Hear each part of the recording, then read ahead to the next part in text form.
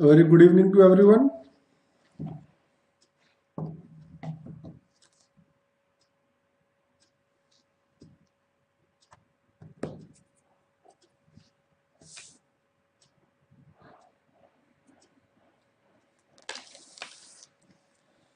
So in the today's session, we are going to discuss few numericals on the topic of design of footing from a design of concrete structure, our subject. And a very good evening, Jagdish. Good evening, everyone. Welcome, guys. Is the audio and video clear to all? Is the audio and video clear to all?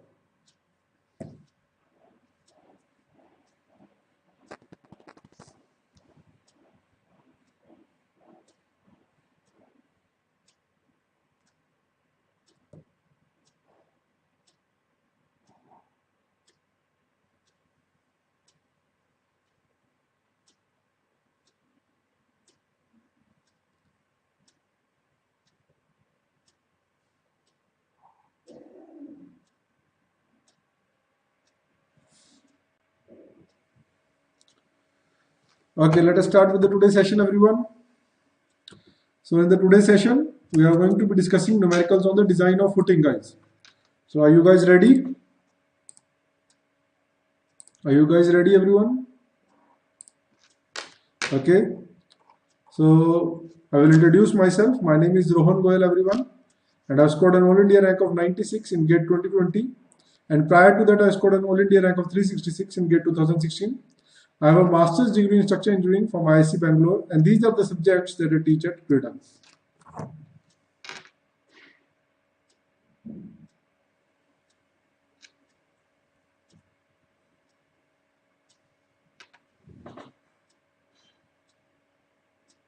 Avinash, yes, this class is for GATE itself. I will be discussing numerical which are probable to be asked in the GATE 2021.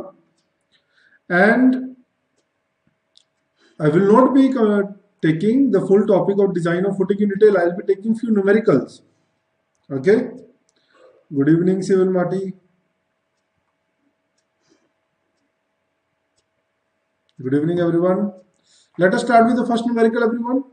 Read the numerical and let me see how many of you are able to solve this numerical. An RCC square footing of side length 2000 mm. Or let us come back to this numerical in the later class. I will come back to this numerical.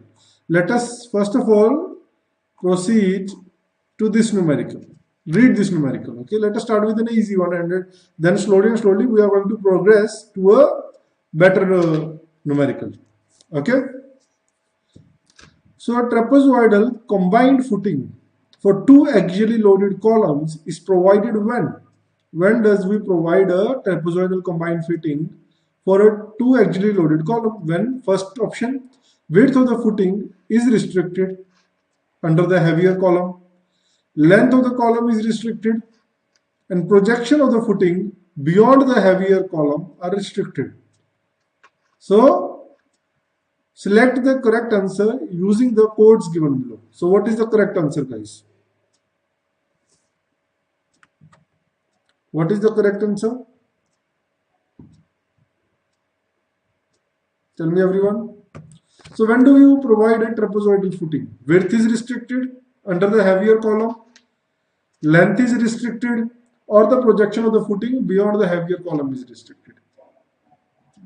What do you think is the correct answer? So guys, a trapezoidal footing is provided when there is no restriction of the width. So there shall be no restriction on the width. If there is restriction on the width, you cannot provide a trapezoidal footing.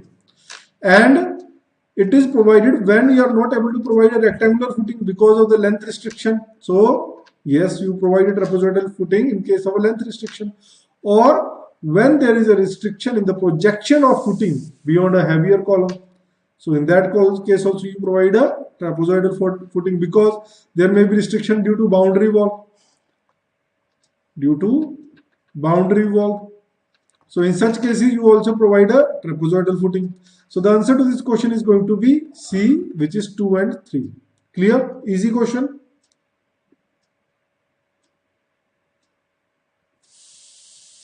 Easy question. Okay. Yes, Akash, this class will be available to you. Okay, you can view it anytime. Next question, read the next question. How the depth of the footing of an isolated column is governed. So what do you, depth of the footing for an isolated column is governed by, first option, maximum bending moment, second option by shear force, and third option is the punching shear. So which is the correct answer? What do you think that the depth of the footing is governed by which of the following? So tell me the answer by using the codes given below. Tell me guys.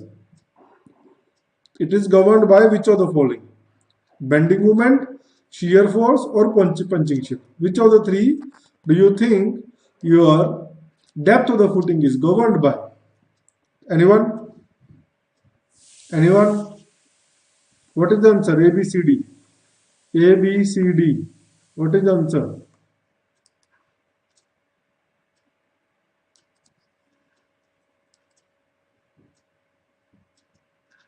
What is the answer, guys? Tell me.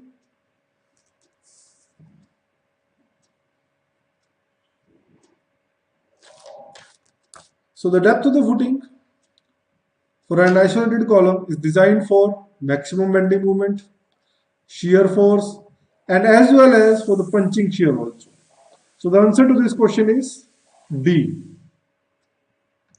By shear, maybe one-way shear.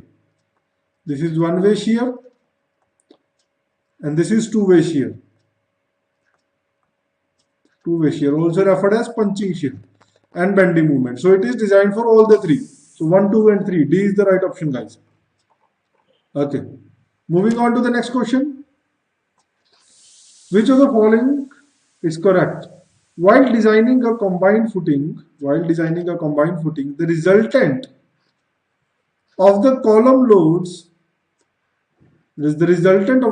loads passes through the CG, center of gravity of the footing slab, such that the net soil pressure obtained is, so the net soil pressure obtained shall be parabolic, trapezoidal, uniform, or non-uniform. Which is the right answer? Tell me, everyone. Tell me, guys.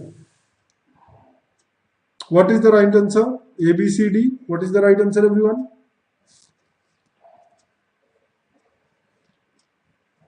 Read the question properly. Civil, Marty. Read the question properly. See what is it asking. The net soil pressure. He is asking the distribution for the net soil pressure. So this is your footing.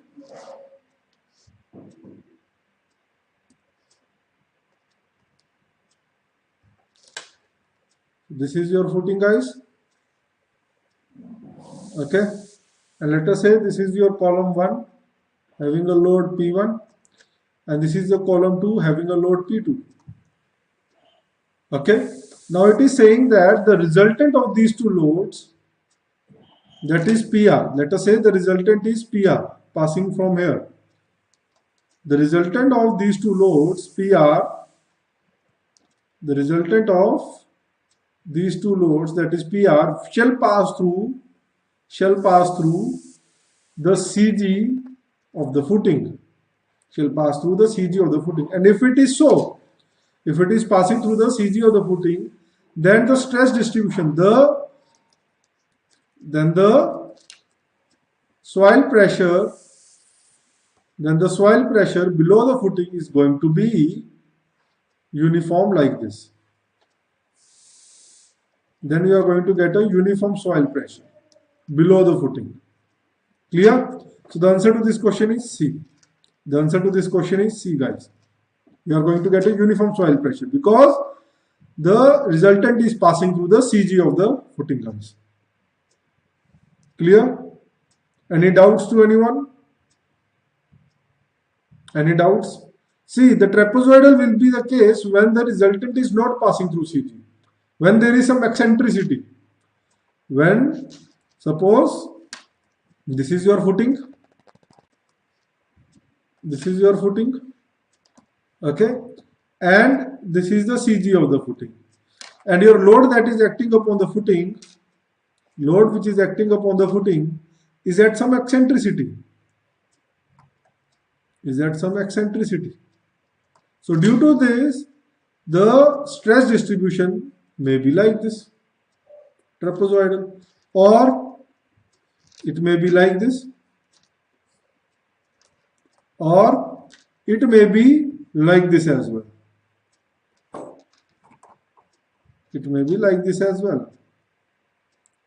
Depending upon the values, right? So any of these three could be possible. So, but if it is passing through the CG, then only uniform. Okay, clear? Any doubts to anyone? Is there any doubt to anyone, guys? You can ask me if there is any doubt. Okay? You can ask me if there is any doubt to anyone. Clear?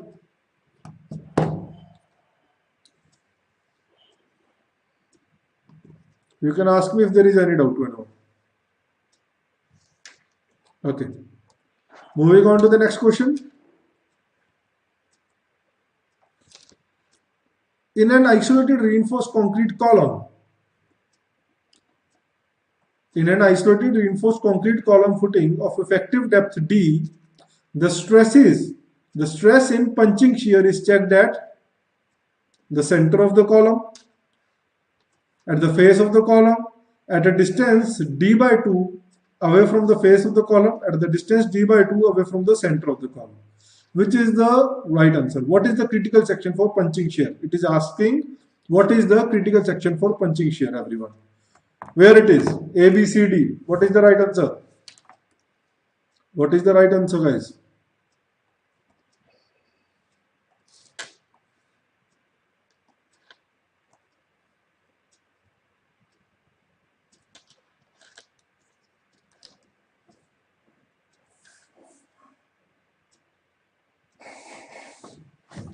So the critical section for punching shear is taken at a distance of d by 2 from the face of the footing. At a distance of d by 2 from the face of the footing, from the face of the column. So C is the right answer, guys. C is the right answer. Very good. Okay. So this is the critical section. This is your critical section. Okay. Moving on to the next question. The critical section for bending movement, the maximum bending movement in a footing under masonry wall. Pay attention, masonry wall is located at, so pay attention over here, it is under a masonry wall. Is at the middle of the wall, face of the wall, midway between the face and the middle of the wall, and a distance equal to the effective depth of the footing from the face of the wall. What is the answer, guys? What is the answer, everyone?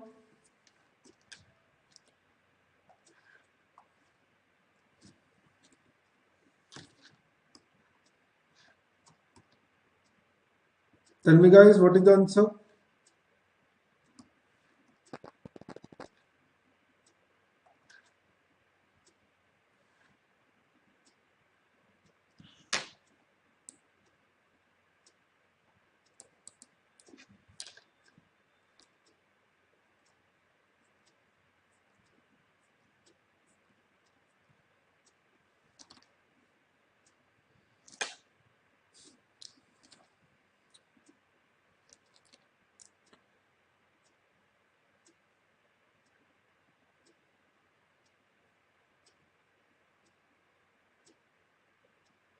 Yes, this is a very repeatedly asked question, guys.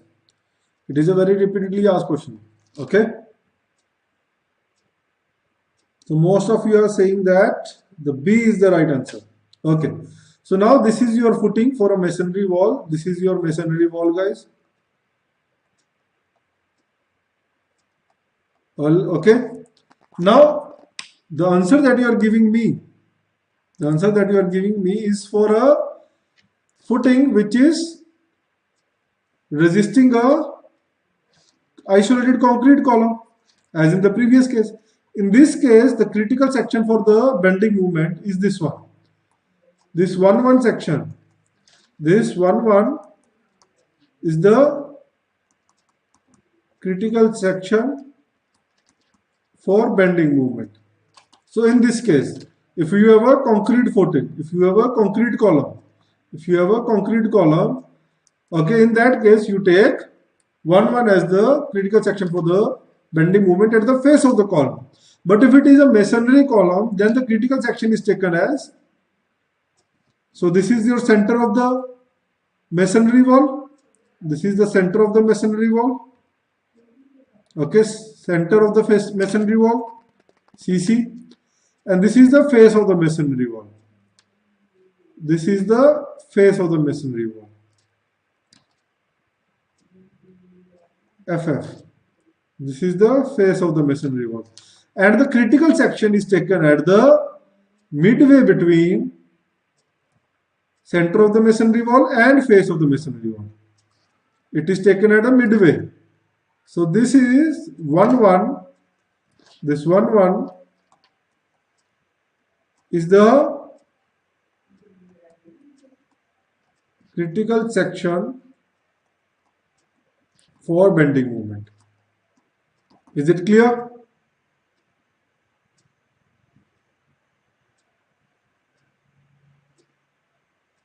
Is it clear? So C is the right answer. C is the right answer. Okay.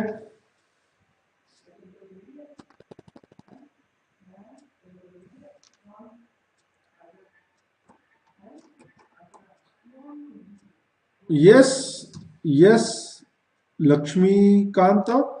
It is for two-way shear. No, punching shear is also referred as two-way shear. For that only I have given D by 2.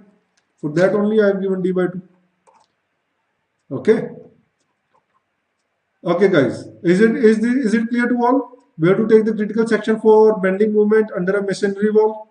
Is it clear to all? Yes or no? Yes or no, everyone? Shall we proceed to the next numerical? Shall we proceed to the next numerical? Okay. Read this numerical, a very good numerical, guys. A concrete column carries an axial load of 450 kilonewton and a bending moment of 60 kilonewton meter at its base. The isolated footing size is given to us as 2 meter into 3 meter, and 3 meter side is along the plane of bending. Is provided under the column. Center of gravity of the column and the footing coincide. The net maximum and the minimum pressure in kilonewton per meter square on the soil under the footing are respectively. So what is the maximum and the minimum soil pressure? Yes, Akshay, the PDF is going to be made available to you. It is going to be made available.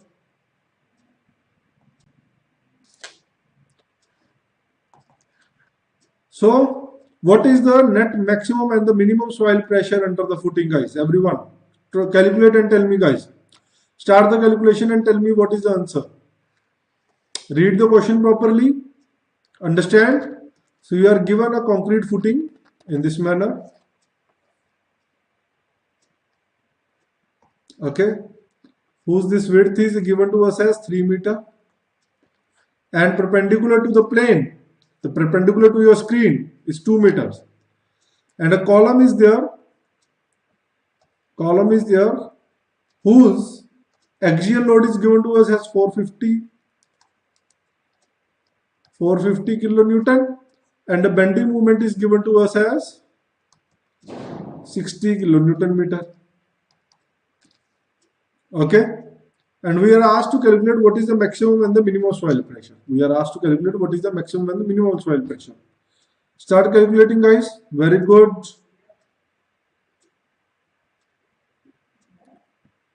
Real Truth of Kashmir, whatever your name is. So start your calculation, everyone. Now,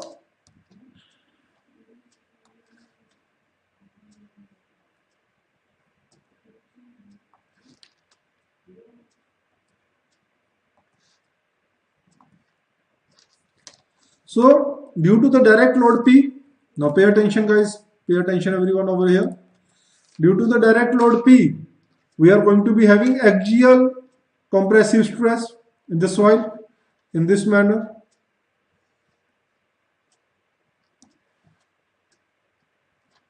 We are going to have a uniform compressive stress throughout the soil due to the direct load P.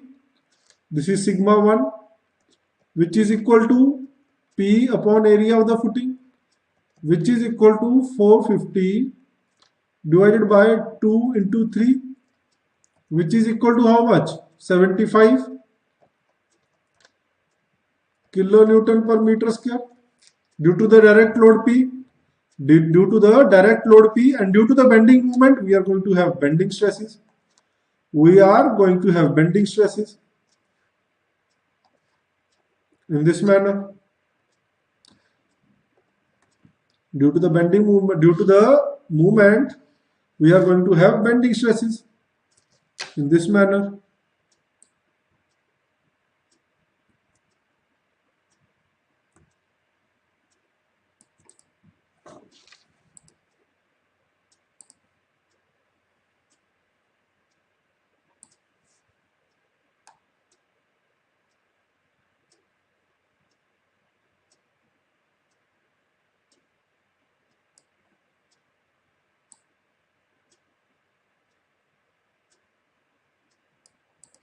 In this manner.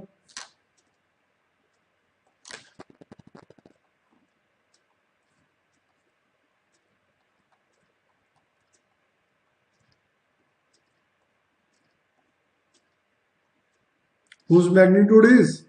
This is your plus and this is your minus, that means compression and tension. Whose magnitude is? This is sigma 2, which is equal to plus minus m upon z, right? So sigma 2 will be equal to, movement is 60 plus minus 60 kilonewton per meter, 60 upon z, is bd square by 6. So 2 into 3 square multiplied by 6. So it will come out to be equal to plus minus. So it will come out to be equal to plus minus 20 kilonewton per meter square. So upon adding these two, you will get the resultant stresses, final stresses, which are going to be adding these two. It will come out to be like this. This value will be like this. You will get this resultant stress diagram, whose this value is 75 plus 20, that is equal to 95, and this value will be 75 minus 20, which is equal to 55, and both are in kilonewton per meter square. So the answer to this question is A. A is the right answer, everyone. Is it clear to all? Is it clear to all? Any doubts? Any doubts to anyone? Clear, guys? Shall we proceed to the next question? Is the solution clear to all? Okay. Now moving on to the first question, guys. The first question that we have left earlier. Now read this question. Okay, before coming to the first question, and let us come back to this second question, which is a very interesting question as well. Very conceptual and interesting question. A rectangular reinforced concrete footing is to be designed to support a column which transfers an axial load and a uniaxial movement to the footing. So an axial load and a uniaxial movement is to be transferred through a footing. And further, the footing is to be designed to have a uniform upward soil pressure, and we have to make sure that the soil pressure below the footing shall be uniform, like this. So the dimension L1 and L2, where total length is equal to L1 plus L2 of the footing would be, what are the relation between L1 and L2? Is your L1 equal to L2, or L1 greater than L2, L1 lesser than L2, or L1 is equal to half of L2? What is the answer, guys? What is your answer, everyone?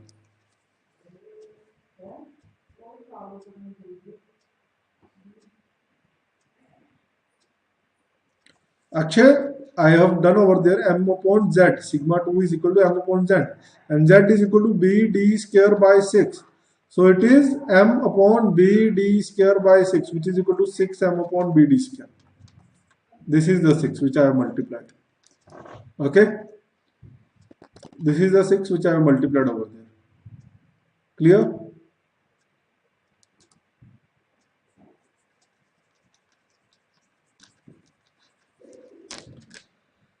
What is your answer, everyone? Think and tell me what is the answer. Which of the 4 options are possible in order to have a uniform soil pressure? In order to have a uniform soil pressure.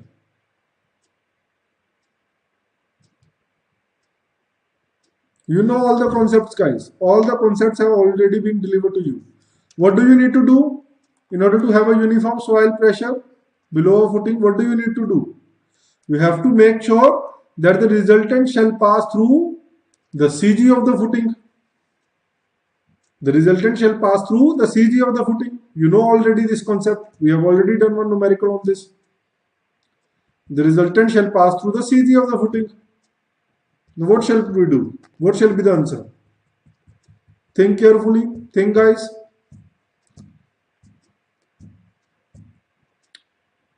Think, everyone. I want everyone to pay some thought to this question. A very conceptual question, very good question. Okay? We already know this concept. In order to get a uniform soil pressure under a footing, the resultant of the load shall pass through the CG, which we have already discussed in this question also. In this question, we have seen it, right? In this question, we have seen this concept earlier. Now, what shall be done in this question? What shall be the answer to this question, guys? Now let us understand. Let us understand, everyone. Pay attention, guys. Pay attention. Now, suppose if there is a load, which is, suppose this is my section, this is my column. I have a column like this, and this column is subjected to a P load. Suppose I have a column like this. Okay, and this column is subjected to a P load at a particular eccentricity. At a particular eccentricity. So what do I do is, I convert this P load. I will take this P load. I will bring this P load to the CG, and I apply a movement which is equivalent to P into E. So both these are going to be giving me the same analysis. Both of these are going to give me the same analysis. So similarly, in this case also, my footing is subjected to a P load and a bending movement. So I will say that this footing, and this is L1 and this is L2. This is L1, this is L2. So what I can say that this is equivalent to having a P load at a certain eccentricity from this point L1 and L2, such that this M movement is equal to P into E. Yes or no? Yes or no? Such that this M movement is equal to P into E. And in order to have a uniform soil pressure,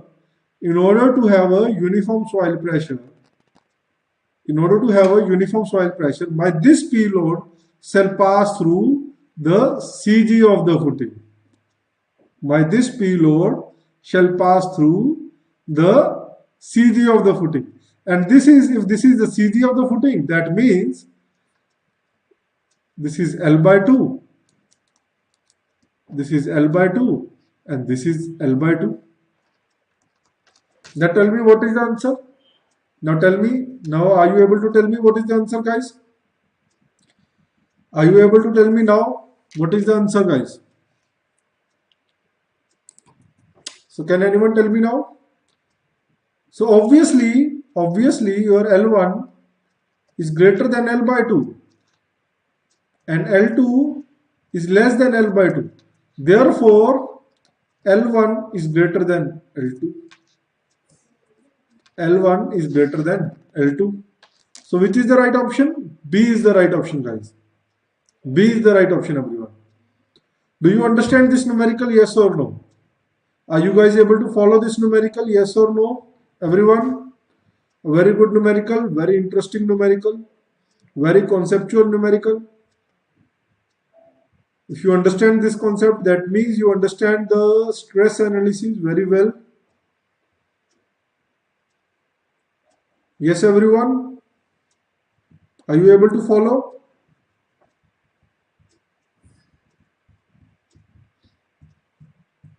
Any doubts? Any doubts, guys? Yeah, sure. Sure. Okay, listen carefully. Everyone, let us proceed again. Let us go back to the question and see this question once again. So now, what I am saying is, if I have some section like this, if I have some section like this, and a load P is acting at some E eccentricity from the center of the section. And now due to this, the section will deflect like this, guys. The section is going to deflect like this. Right? I can replace this P load by another load like this. I can replace this P load by this and a bending moment which is equivalent to P into E, And due to these two loads also, I am going to get a similar behavior.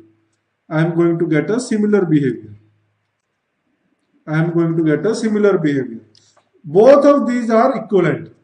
Both these sections are equivalent to each other. Similarly, if I want to represent this,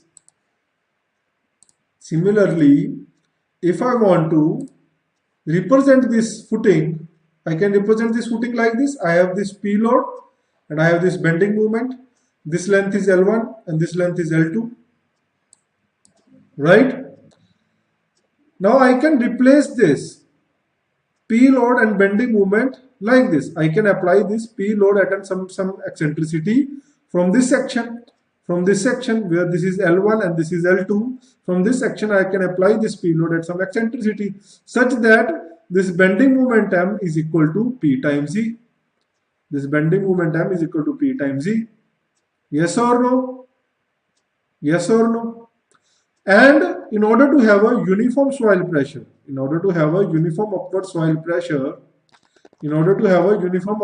pressure, your P load, this P load shall pass through the CG of the footing. So in order to pass through the CG of the footing, that means the CG will lie at the center of the footing. That is, this is L by 2 and L by 2. Total length by 2. Right? Both are L by 2 and L by 2. Yes or no? So that means your L1 is greater than L by 2 and L2 is less than L by 2. So therefore your L1 is greater than L2. So B is the right option, guys. Are you able to understand, everyone? Yes or no? Are you able to understand this numerical? Is it clear to all now? Is it clear to all? Okay. Moving on to the next question, guys. A very good question, everyone. Moving on to the next question, guys.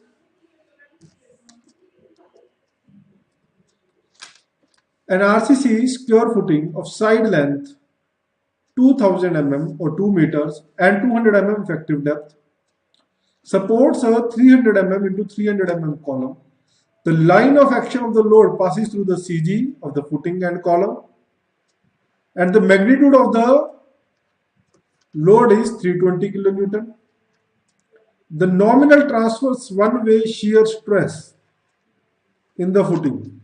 So the nominal transverse one-way shear stress, that is tau V, which is equal to shear force upon width into effective depth, has to be calculated, VU upon BD. Okay, so we are given a section, RCC section is given to us like this. Okay, and this RCC section, a square RCC section is given to us. A square RCC section is given to us whose width is 2 meters, whose side length is 2 meters, and it is supporting a column at the center like this, whose side length is 300 mm or 0.3 meters, right? And if we want to see this is the plan view. This is the plan view.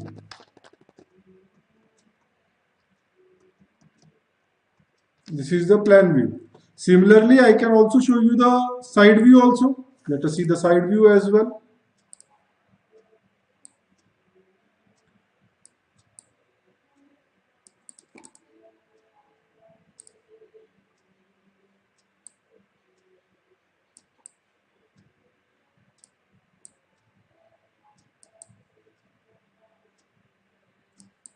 So this is your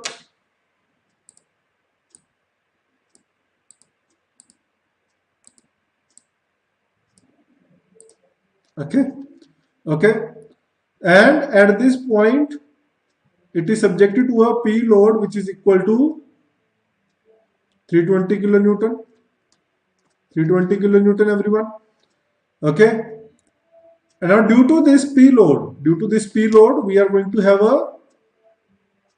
Now first of all, tell me what is the critical section for one-way shear? Critical section for one-way shear. The critical section for one-way shear is at a d distance from the face of the support. D distance from the face of the support.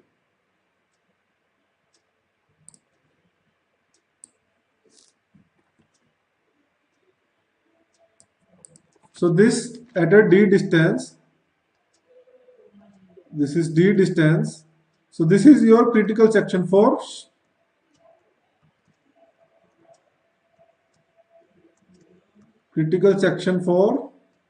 one-way shear.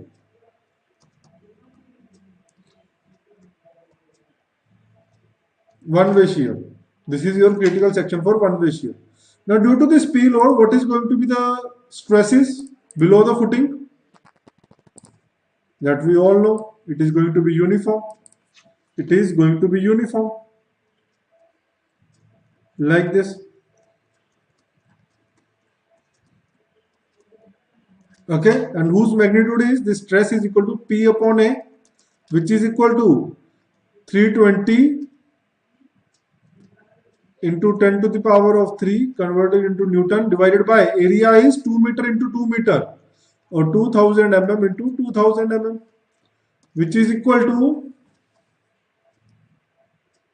or let us work in kilonewton meter square only.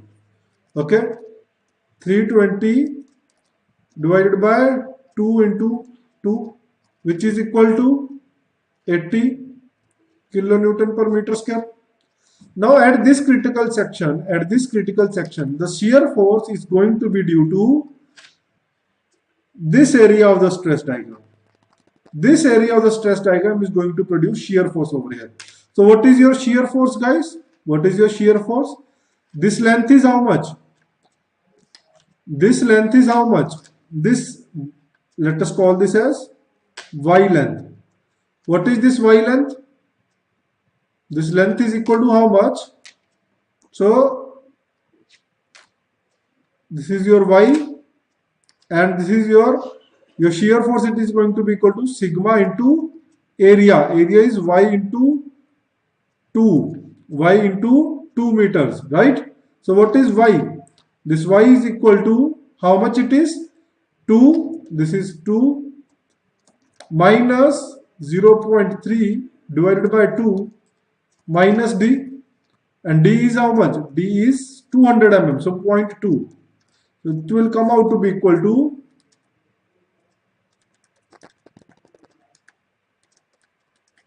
0.65 meters. So the shear force is going to be equal to 80 into 0.65 multiplied by 2, which is equal to 104 kilonewton. 104 kilonewton. So your nominal shear stress is going to be equal to 104 kilonewton divided by width. Width is 2 meters and depth is, and effective depth is 200 mm, that is 0.2, which comes out to be equal to 260 kilopascal, or also written as 0.26 megapascal. So the right answer is C. C is the right answer, everyone. Clear? Is it clear to all? So what I have done is, for this P load,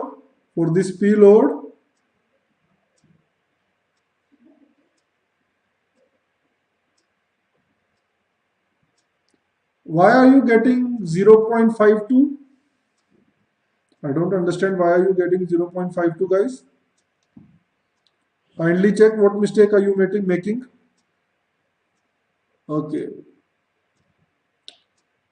Guys, you do not have to calculate per meter length. It is not required to calculate per meter length. You have to calculate the overall total value you have to calculate. Okay. Do not calculate it per meter length.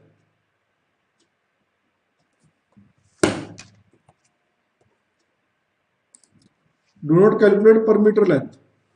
If you are getting 0.52, I guess you are getting because you are doing per meter length. Okay. If you are taking per meter length also, if you are taking per meter length also, it is okay. But then you have to do per meter analysis at both the locations. At one location you are taking 2 meters and at one location you are taking 1 meter. That's why you are not getting the same answer. You can do per meter length also. Okay, then your shear force will come equal to 52 kilonewton and your nominal shear stress will be equal to 52 divided by, now width will be 1 meter only. Width will be 1 meter only. 52 divided by 1 into 0.2. Clear? That will be equal to 2260. Okay, that will be equal to 260 itself. Clear, guys? So that's all for the today's session, everyone. Okay, and meanwhile, I will, if there is any doubt, you can ask me. If there is any doubt, you can ask me, guys. Meanwhile, I will introduce you guys to the courses which are offered at Gradeup. So we have Gear Up course, which is a basic concept building course. If you want to revise your entire gate syllabus, you shall subscribe to this course. Okay. Next is your Rank Up course. If you want to improve your gate rank through problem solving, you can subscribe to the Rank Up course, and it is a score improvement course. Next is your Vision 2022 course. In your Vision 2022 course, emphasis it is for the students who are aiming for GATE and ESE 2022. And if you are aiming for GATE and ESE 2022, you can subscribe to this course. And if you subscribe to Gradeup Super, guys, you get subscription to all the courses which are offered at Gradeup. So you can access any course which is offered at Gradeup, guys, through Gradeup Super. And these are our faculties who will be guiding you through your journey. Okay. And these are our past achievers, guys. We have 60 plus Gradeup students from in top 100.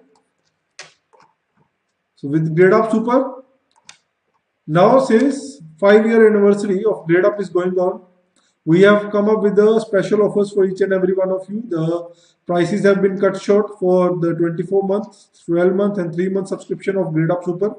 So go fast and subscribe to these courses.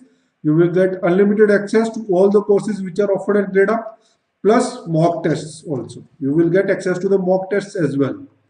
Okay, so with Gradeup Super, you get unlimited access to all the structured live courses and mock tests which are offered at Gradeup. Okay, so that's all for the today's session, guys. Thank you. Goodbye. See you in the next session, guys. Bye, guys.